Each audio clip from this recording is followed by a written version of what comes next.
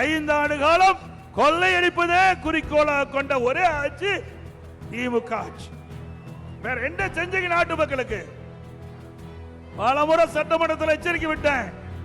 2 நாளைக்கு முன்பு சட்டமன்ற நிகழ்ச்சி 2.5 மணி நேரம் பேசினேன்.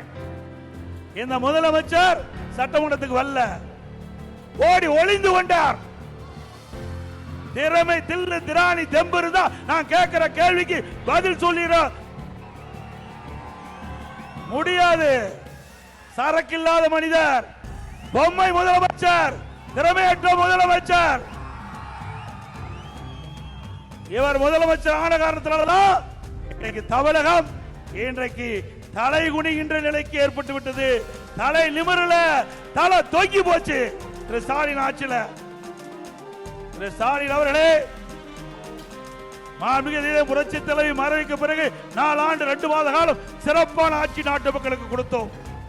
எவ்வளவு பிரச்சனை நீங்கள் உருவாக்கி தந்தீர்கள், எங்களுடைய அரசுக்கு எவ்வளவு இடையூறு செய்தீர்கள், அத்தனையும் மக்களுடைய துணை கொண்டு, கழக நிர்வாகிகள் துணை கொண்டு அதை தவிடுபடி ஆக்கி சிறப்பான ஆட்சி கொடுத்த அரசாங்கம் அதிமுக அரசாங்கம்.